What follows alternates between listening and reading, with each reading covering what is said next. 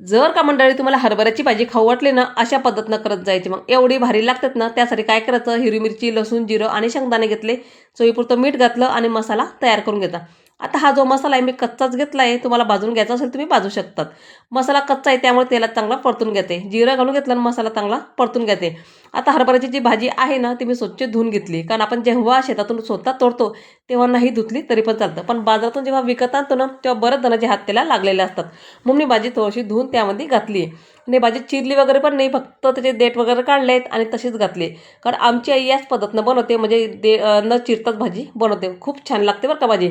ही भाजी थंडीच्या दिवसामध्ये येते, त्यामुळे आवर्जून केल्या जाणारी अशी ही हरभऱ्याची भाजी. आमच्याकडे आवर्जून शेंगदाणे लावून ही भाजी बनवल्या जाते.